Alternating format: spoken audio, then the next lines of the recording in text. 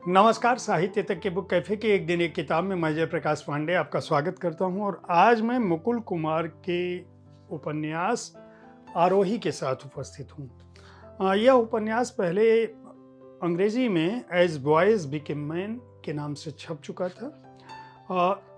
इस उपन्यास के बारे में अनामिका कहती हैं कि लाखों की संख्या में दिल्ली विश्वविद्यालय के आसपास छोटी छोटी कोठरियों में रह के जो लड़के अखिल भारतीय परीक्षाओं की तैयारियां करते हैं, खासकर सिविल सर्विसेज की, उनका जो दैनिक संघर्ष है, उनकी जो इच्छाएं और आकांक्षाएं हैं, उनका जो जीवन है, उसके बारे में फिल्में तो बनती रही हैं, लेकिन औपन्यासिक कृतियां जो है या पुस्तकें बहुत कम मिलती हैं।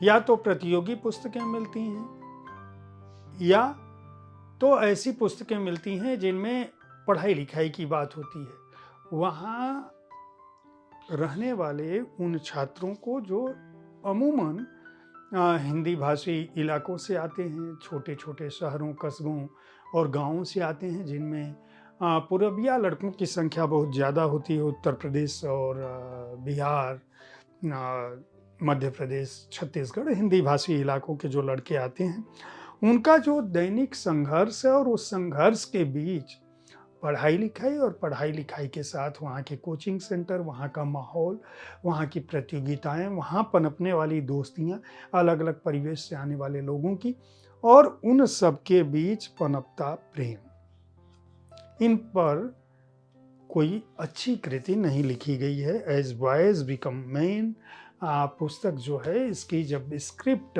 मतलब इसकी पांडुलिपि उनको मिली थी अनामिका की, तो वो इससे बहुत अभिभूत हुई थी कि ये जो है वहाँ के माहौल का एक ग्राफिक चित्रण करता है, यानी शब्द चित्र खींचता है। उन शब्द चित्रों में प्रेम में पड़े परीक्षार्थी हैं, जो प्रेम में पढ़ने के बावजूद जिनके सामने अपने घर परिवार का, अपने माता पिता का चेहरा घूमता है, उनकी इच्छाएं और अपेक्षाएं घूमती हैं, उनके स्वप्न घूमते हैं, और ये बच्चे उस प्रेम के द्वंद्व में, उस प्रेम में और उन आकांक्षाओं में के बीच जिस तरह के परिवेश से गुजरते हैं, उनके सामने जो दुविधा की स्थितियां होती हैं, जो विडंबनाओं की स्थितियां होती हैं, वह सब सामने आ जाती हैं। उनका कहना है कि अंग्रेजी में यह कृति आई थी तो जैसे सराही गई थी, हिंदी में जब यह कृति आई है तो हिंदी के लड़के, हिंदी पट्टी के लड़के इसके नायक को पढ़कर उसी तरह से अपने आप को जोड़ सकेंगे।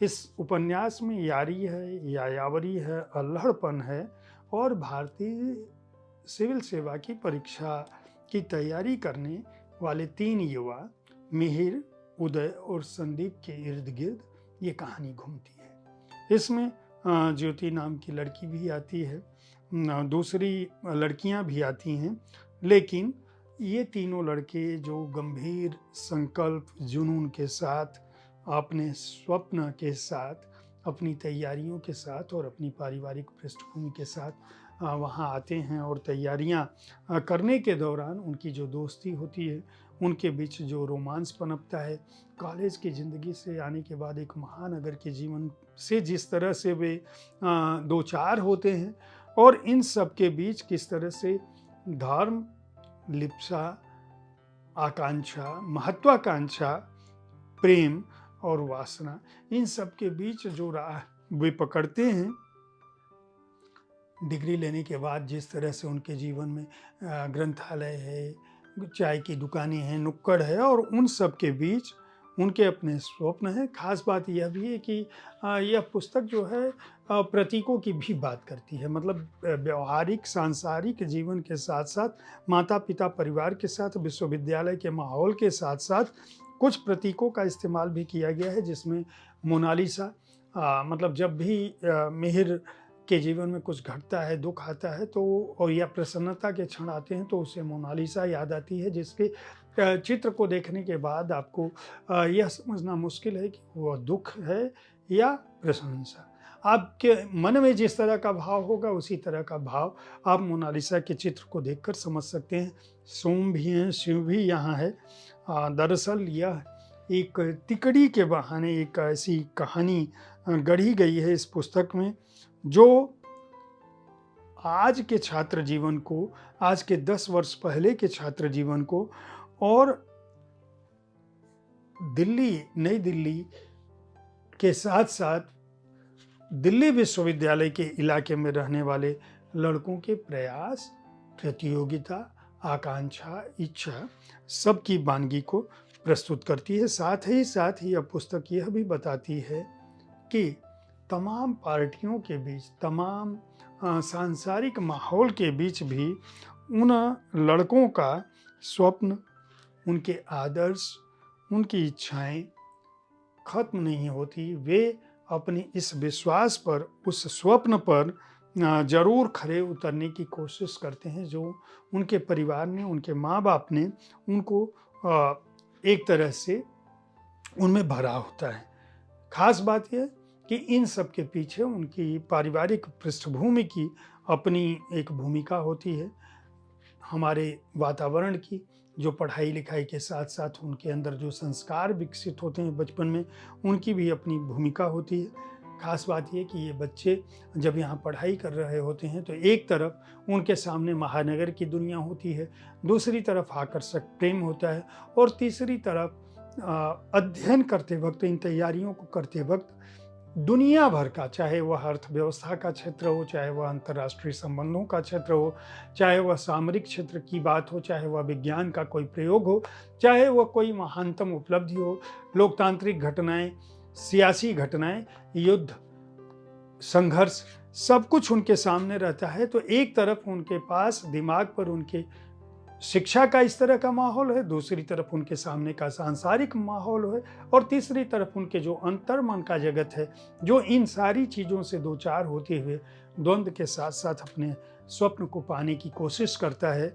दरअसल आरोही शब्द जो है यह अपने आप में इस बात को बताने के लिए पर्याप्त है कि मुकुल कुमार अपने उपन्यास से क्या कहना चाहते हैं इन युवाओं के लिए, युवा पीढ़ी के लिए, खासकर जो लड़के हिंदी भाषी क्षेत्रों से आकर महानगरों में, चाहे वह इलाहाबाद हो, चाहे वह दिल्ली हो, जो लोग प्रतियोगी परीक्षाओं की तैयारियां कर रहे हैं, उनके लिए यह एक रोचक उपन्यास हो सकता है। मुकुल कुमार रेलवे यातायात सेवा से जुड़े हुए एक अधिकारी हैं। 1997 बैच में उनका चयन हुआ। रेलवे बोर्ड में अभी वह काम कर रहे हैं। अंग्रेजी में लिखते रहे हैं। 3 अंग्रेजी के उपन्यास उनके, एज बॉयज बिकम मैन, जिसकी मैंने चर्चा की, सेडक्शन बाय ट्रूथ, और लॉस्ट इन द लव मेज, लॉस्टली इन द लव मेज की चर्चा मैंने बुक कैफे में की थी।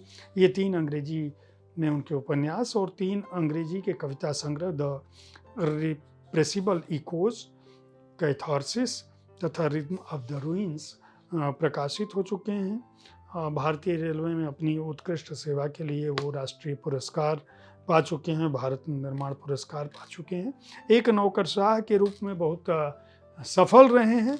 हिंदी में उन्होंने स्वयं इस पुस्तक का अनुवाद किया है और यह पुस्तक मिहिर के बहाने कॉलेज के उस अतीत को भी याद करती है जिसमें रैंगिंग है, दोस्ती है, कड़ी मेहनत है, करियर विकल्प है, परिवार की जिम्मेदारियां हैं, महानगर का जीवन है, क्षेत्रीय मतभेद हैं, पूर्वाग्रह है और इसके साथ साथ बॉलीवुड भी है।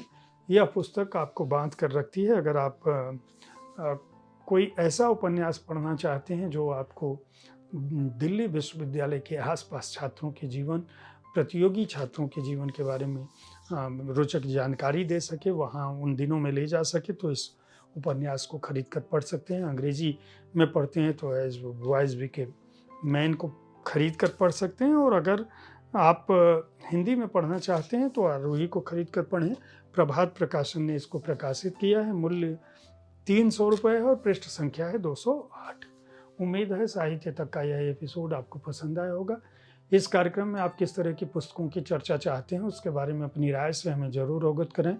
हमारी कोशिश होती है कि विविध विधाओं की पुस्तकों के साथ आपके पास मैं हर दिन पहुंचूं, ताकि आपको अपनी पसंद की पुस्तक चुनने में आसानी हो।